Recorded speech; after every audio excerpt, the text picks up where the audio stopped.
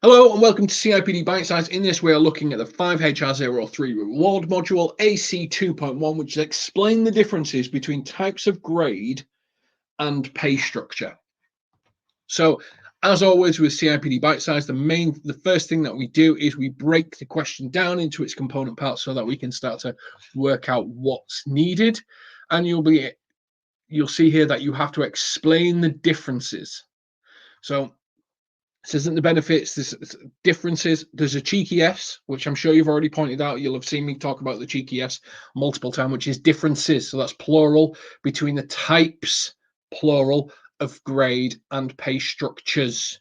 So again, the question may seem simple and really short, but when you look at the cheeky S's that they're throwing in there, they're expecting you to attack it from multiple different ways.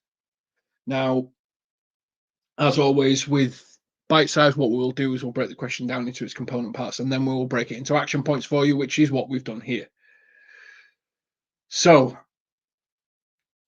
explain the verb: to make something clear to understand by describing or giving information about it. And I've broken this down into 3 action points for this particular question for 2.1, which is the differences between types of grade and pay structure.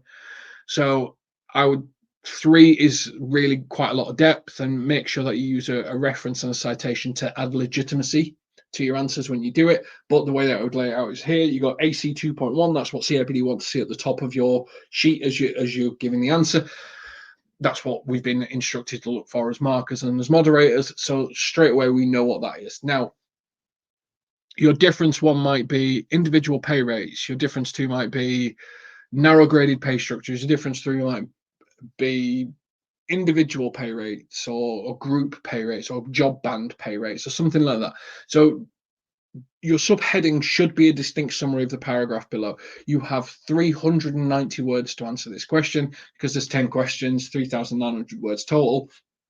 That's 390 words. So that's 130 words per action point to get through this question, which is more than enough.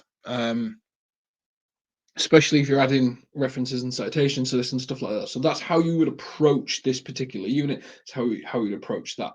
Now, here are some additional resources that can help you get through the unit. And just to say the same phrase that I always say, which is CIPD loves CIPD. So if you are going to use some external resources to reference citations, information, CIPD love to see CIPD in there. So CIPD fact sheet on pay structures and pay progressions, CIPD fact sheet on organizational design, and the CIPD fact sheet on performance related pay. These are big pools together of information where they pull it from written books, web articles, and stuff like that. There's so much research in this that it just makes your job easier if you're looking at the right fact sheet for the right information. So straight away, I would recommend going to these fact sheets. They will have everything that you need to get through this unit, and go through it that way. So again, you're explaining 3 different types of, you're explaining 3 different variances between grade and pay structures. You're explaining it, which means you're giving it detail, and all that explanation will be within these 3 fact sheets. You will have more than enough information, more than enough research, more than enough evidence to get through. Now, to help you understand this question in a little bit more depth, one of the things that we do is we create a bit of an analogy, a bit of a fictitious scenario, just so that you can understand the question from a different angle a little bit. And in this one, imagine a library instead of a company. A load of books. So this is how different pay structures would work. You'd have individual pay rates. So every librarian gets paid the same hourly rate, regardless of their experience, difficulty of their task. It's like getting a single flat fee for checking out a book, or helping people find obscure references. Everyone gets paid the same thing. Then you would have potentially individual pay ranges. So librarians are assigned pay ranges based on their level of experience, e.g. trainee, associate, senior. Newbies start at the bottom of the pay range, and experienced librarians can negotiate for a higher salary within a certain range. This is getting paid more for checking out complex materials or training new librarians, but it's set within the same knowledge and experience level. So a bit like pay bands in the NHS as well. This is a librarian pay band because, we work in the library in this.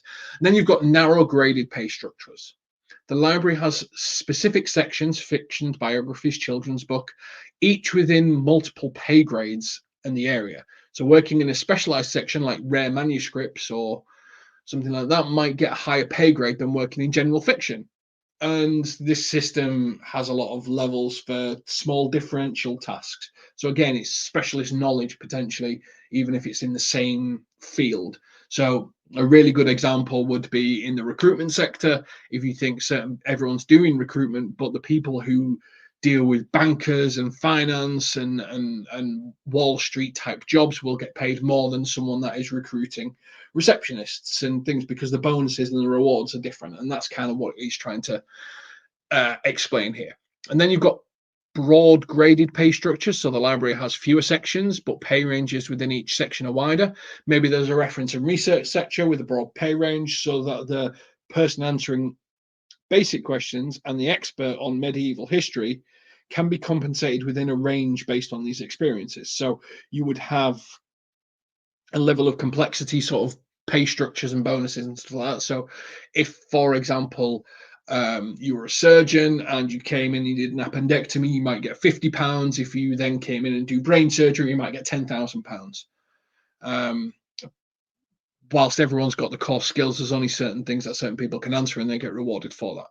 And then you've got broad bandings, which is similar to broad grades, but broad banding is there's even fewer sections.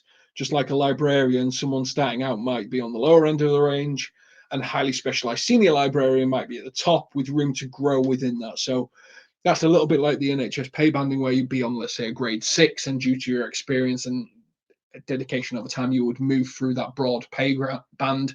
And what they would do is look at what your job is and do a job evaluation and go, no, that stays within this band, so you still get paid that even if your role's completely changed.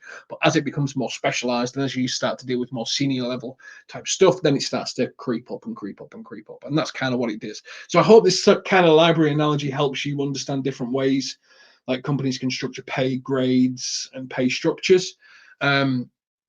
Remember, you've got to explain different types, so you need at least 2 or 3 of these. I would recommend 3 to best answer this question and fulfill it. Absolutely best of luck with this question, and we'll catch you on the next one. Take care.